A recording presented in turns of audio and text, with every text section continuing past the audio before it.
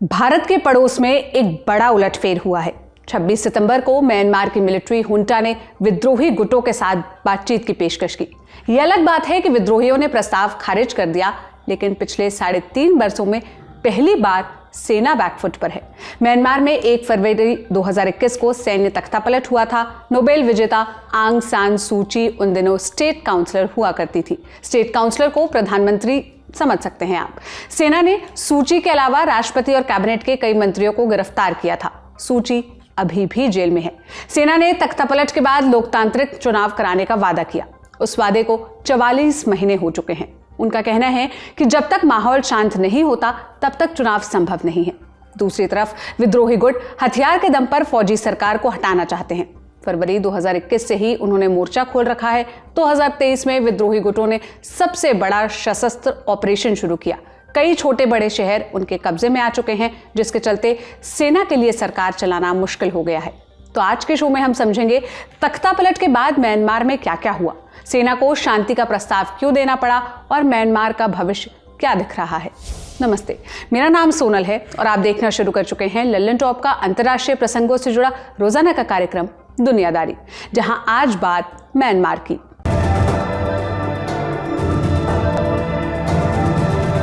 Brought to you by Bank of India।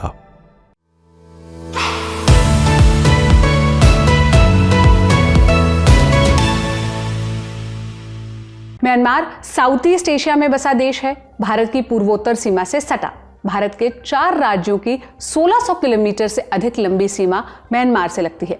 कौन कौन से राज्य हैं ये? अरुणाचल प्रदेश, नागालैंड, मिजोरम और मणिपुर। भारत के अलावा 4 और देशों की सीमा म्यांमार से लगती है। ये देश हैं बांग्लादेश, चीन, लाओस और थाईलैंड। राजधानी नेपिडॉ है। दूसरे बड़े शहर यांगून, सितवे, बागो, मंडाले और बाकी सब। म्यांमार की बहुसंख्यक आबादी बौद्ध है। लगभग 88% लोग बौद्ध धर्म को मानते हैं। म्यांमार का पुराना नाम बर्मा है। इस पर अंग्रेजों की नज़र 1824 में पड़ी। 1885 में बर्मा ब्रिटिश इंडिया का हिस्सा बना। 1937 में बर्मा को अलग कॉलोनी घोषित किया गया। दूसरे विश्व युद्ध में जापान ने ब्रिटेन को खदेड़ दिया। उसने बर्मा के नौजवानों की फोर्स बनाई। नाम रखा बर्मा इंडिपेंडेंस आर्मी यानी BIA। शासन की बागडोर उनको सौंप दी, मगर यह बस कठपुतली सरकार थी। सारे फैसले टोक्यो से लिए जाते थे। इससे BIA का एक बड़ा धड़ा नाराज हो गया। इस धड़े के लीडर थे कठपुतली सरकार में रक्षा मंत्री आंग सान। उन्होंने अपनी पार्टी बनाई anti fascist people freedom league AFPF। इसने ब्रिटेन से हाथ मिलाया। 1945 में उन्होंने जापान को हरा दिया। जापान के जाते ही बर्मा का कंट्रोल ब्रिटेन के पास आया। उसने आंग सान को प्रधानमंत्री बना दिया।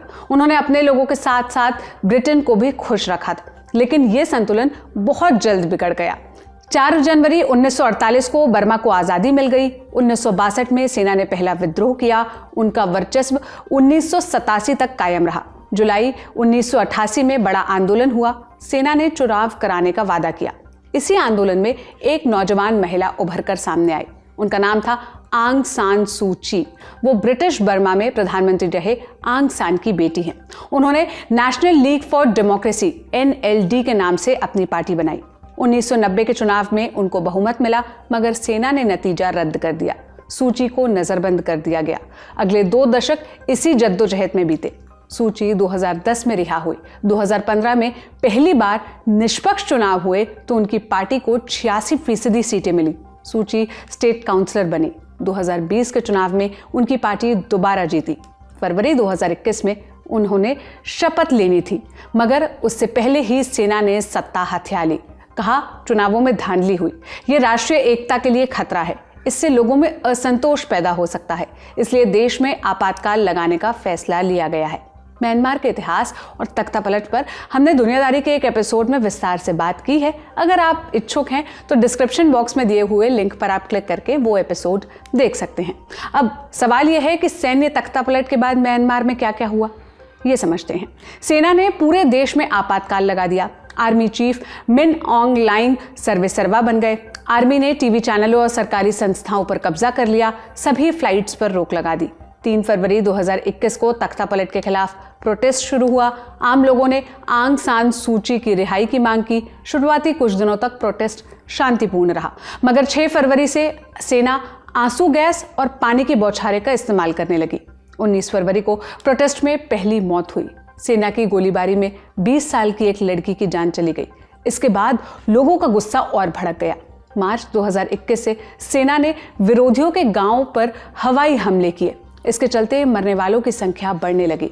ये सिलसिला आज तक जारी है। 16 अप्रैल 2021 को नेशनल यूनिटी गवर्नमेंट NUG का गठन किया गया। इसमें सू ची की पार्टी NLD के कई सांसद भी शामिल हुए। NUG कहती है कि म्यांमार की जनता ने हमको चुना है, असली वाली सरकार हम हैं। उनको म्यांमार में आम लोगों का भरपूर समर्थन है। यूरोपियन यूनियन से मान्यता भी मिली है और अमेरिका, ब्रिटेन और साउथ कोरिया में उनके प्रतिनिधि बैठते हैं। NUG की अपनी फौज भी है। इसका नाम है पीपल्स डिफेंस फोर्स PDF। ये फौज से लड़ रही है। अगला बड़ा मोड़ इस पूरी कहानी में 24 अप्रैल को आया, जब आसियान और मिलिट्री हुंटा 5 सूत्रीय पीस प्लान पर रजामंद हुए। इसमें क्या था? सभी पक्ष हिंसा बंद करेंगे, सभी संबंधित पार्टियां आपस में बैठकर बातचीत करेगी। आसियान एक विशेष दूत की नियुक्ति करेगा जो बातचीत की मध्यस्थता करेंगे। आसियान जरूरतमंद लोगों को मदद पहुंचाएगा और आसियान के विशेष दूत प्रतिनिधि मंडल के साथ म्यांमार का दौरा करेंगे और वहां सभी पक्षों से मुलाकात करेंगे। हालांकि म्यांमार की मिलिट्री हुंटा ने इस पर अमल नहीं किया। अब आसियान क्या है? यह साउथ ईस्ट एशिया के देशों का एक संगठन है। जैसा आप में से कई लोग जानते होंगे, पूरा नाम है association for south east Asian Nations. आज के समय में इस गुट में कुल 10 देश हैं। कौन कौन से हैं वो 10 देश? वो है Indonesia, Malaysia, Philippines, Singapore, Thailand, Laos, Myanmar, Cambodia, Brunei और वियतनाम। खैर, अगस्त 2021 में जनरल लाइंग ने केयरटेकर सरकार बनाई और खुद को प्रधानमंत्री घोषित कर दिया। फिर 2 बरस बाद यानी 27 अक्टूबर 2023 को 3 ब्रदरहुड अलायंस ने ऑपरेशन 1027 यानी 1027 लॉन्च किया। ऑपरेशन का नामकरण तारीख के आधार पर किया गया था। कालांतर में कई और विद्रोही गुट इस अलायंस का हिस्सा बने। नेशनल यूनिटी गवर्नमेंट इसका समर्थन करती है। म्यांमार की मौजूदा स्थिति क्या है? आइए पॉइंट दर पॉइंट ये समझते हैं। कई इलाकों में सेना और विद्रोही गुटों के बीच जंग जारी है। 27 सितंबर को सेना ने रखाइन स्टेट में बमबारी की, जिसमें 18 लोगों की मौत हो गई। मरने वालों में बच्चे और विस्थापित लोग भी थे। फरवरी 2021 से अब तक की हिंसा में लगभग 6000 लोगों की मौत हो चुकी है। Assistant association for political prisoners के मुताबिक सेना ने 20,000 से ज्यादा लोगों को गिरफ्तार किया है। फौज पर मेंटल और फिजिकल टॉर्चर के आरोप भी लगे हैं। आज म्यांमार की कहानी क्यों बता रहे हैं हम? जैसा हमने आपको शुरुआत में बताया, मिलिट्री हुंटा ने विद्रोही गुटों को बातचीत का ऑफर दिया था, लेकिन यूनिटी गवर्नमेंट और दूसरे गुटों ने ऑफर को ठुकरा दिया। एक गुट है करेन नेशनल यूनियन KNU। उसने कहा है कि 3 शर्तों के बगैर मिलिट्री हुंटा के साथ बातचीत नहीं करेंगे। कौन सी हैं वो 3 शर्तें? पहली है कि फौज भविष्य में कभी राजनीति में हिस्सा नहीं लेगी। दूसरी है कि उनको लोकतांत्रिक संविधान पर सहमति देनी होगी और तीसरी है उन्हें युद्ध अपराधों की जिम्मेदारी लेनी पड़ेगी। अब आगे क्या रास्ता है? मिलिट्री हुंटा ने 2025 में चुनाव कराने का वादा किया है। इसके लिए अक्टूबर 2024 से जनगणना कराने का प्लान है। हालांकि जो हालात हैं उसमें यह करना संभव नहीं दिखता। अब हम चलते हैं एक्सपर्ट कॉर्नर की तरफ। हमने एक्सपर्ट से पूछा कि मिलिट्री हुंटा 3.5 बरस के बाद विद्रोही गुटों के साथ बातचीत की पेशकश क्यों कर रही है? क्या उनको हारने का डर सता रहा है? एक चीज बहुत क्लियर है कि म्यांमार ने काफी जो टेरिटरी है, उनकी लैंड टेरिटरी वो हो चुकी है। हाँ, अगर हम लोग देखें फिर 86% अगर रिपोर्ट्स की माने, सो 86% जो उनकी जो टेरिटरी है, जिसमें 67% उनके जैसे जनता है, वो अभी स्टेबल उनटा के कंट्रोल में नहीं है। सो 30 जो टाउनशिप्स हैं उसपे 90% कंट्रोल रेजिस्टेंट फोर्सेस की ही है, जहां 14 उसके अंदर वो कंप्लीटली आर्म्ड ग्रुप के कंट्रोल में है। अभी जो हम लोग बॉर्डर एरियाज अगर देखें, सो वो रेजिस्टेंट फोर्सेस जो है वो हर बॉर्डर में उन लोगों ने अपना कब्जा कर लिया है, और हर बॉर्डर एरिया उनके जो ट्रेड टाउन्स है वो भी रेजिस्टेंट फोर्सेस के अंडर में ही है।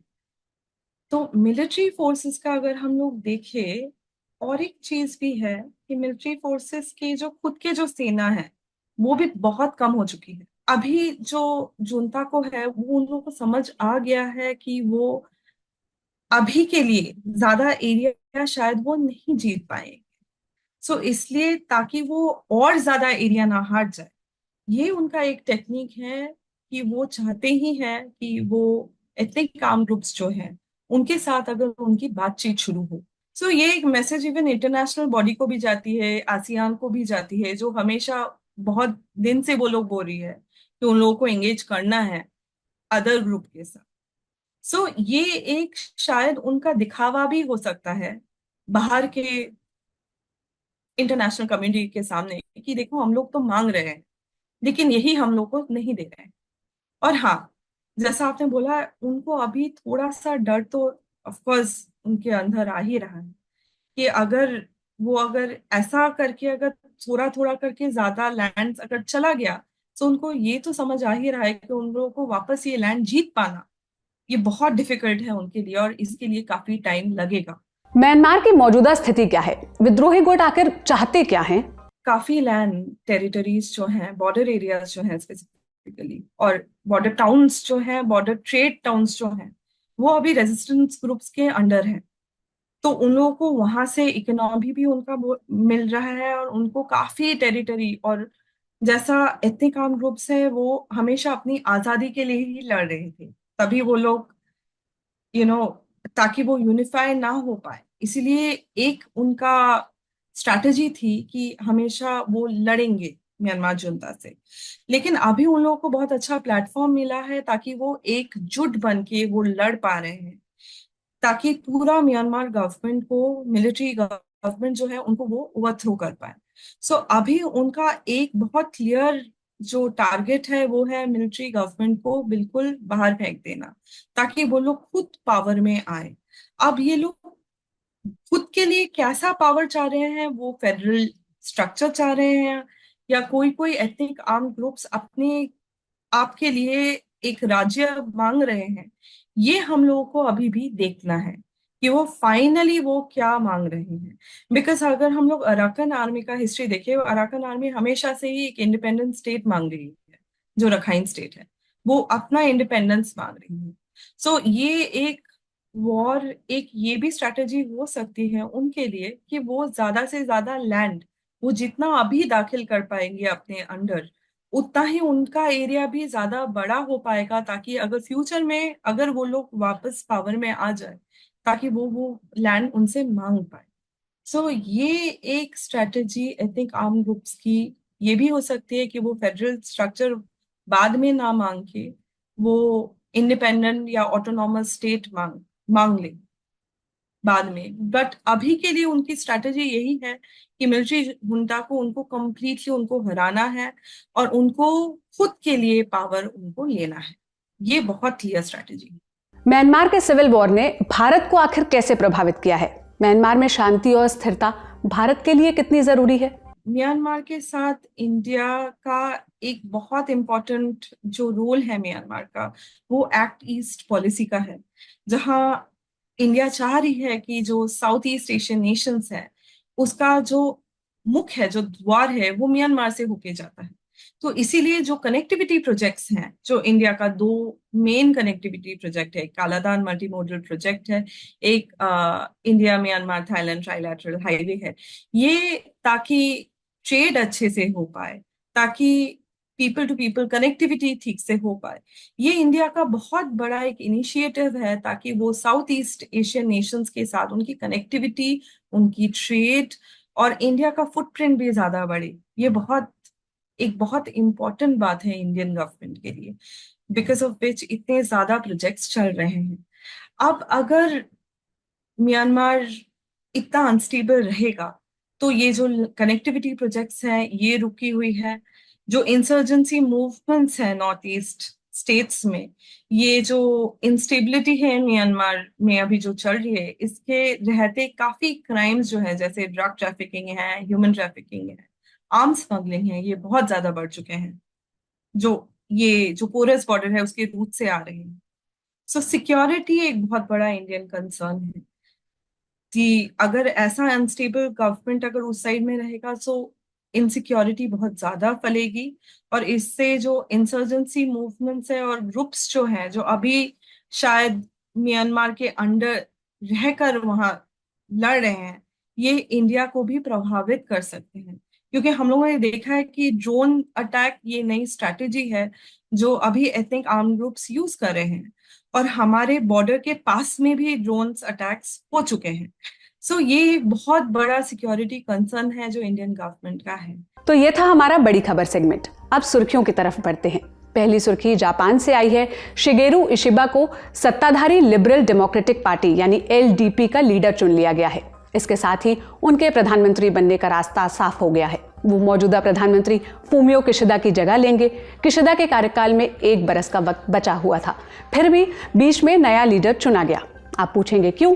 क्योंकि जापान में सत्ताधारी पार्टी का नेता ही प्रधानमंत्री होता है। फिलहाल सत्ता एलडीपी के हाथ में है। ये पार्टी के सांसद दोनों सदनों में बहुमत में हैं। दूसरे विश्व युद्ध के बाद से इसी पार्टी ने सबसे ज्यादा समय तक सरकार चलाई है। एलडीपी के नेता का चुनाव हर 3 बरस पर होता है। इसके लिए पार्टी इंटरनल इलेक्शन करवाती है। 2024 में ये चुनाव सितंबर में कराया गया था, मगर इंटरनल इलेक्शन से महीने भर पहले ही किशिदा ने इस्तीफे का ऐलान कर दिया। ये भी कहा कि लीडरशिप के इलेक्शन में हिस्सा नहीं लूंगा। वजह, किशिदा सरकार की अप्रूवल रेटिंग बहुत ज्यादा गिर गई थी। उनके कार्यकाल के दौरान पार्टी की छवि काफी खराब हुई थी। एलडीपी के इंटरनल इलेक्शन में भी 9 उम्मीदवारों के नाम दर्ज कराए गए थे। आखिर में शिगेरू इशिबा विजेता बनकर निकले। इशिबा की कहानी क्या है, शॉर्ट में ये जान लेते हैं। उनकी उम्र 67 साल है। एलडीपी के सीनियर नेता हैं वे। 2007 से 2008 के बीच जापान के रक्षा मंत्री भी रह चुके हैं। पार्टी लीडरशिप के लिए 5 चुनाव लड़ चुके हैं। उन्होंने कहा था कि ये उनका आखिरी चुनाव होगा। उन्हें राष्ट्रीय सुरक्षा नीति के विशेषज्ञ के तौर पर देखा जाता है। वो रक्षा के लिए अमेरिका पर अपनी निर्भरता कम करने की बात करते हैं। तो आज के दुनियादारी में बस इतना ही। आप इन मसलों पर क्या राय रखते हैं, कमेंट में बताइएगा। आज का शो लिखा था मेरे साथी अभिषेक सोनू और अंकुर ने। देश और दुनिया की तमाम खबरों के लिए आप लल्लन टॉप देखते रहिए। शुक्रिया, शुभ रात्रि।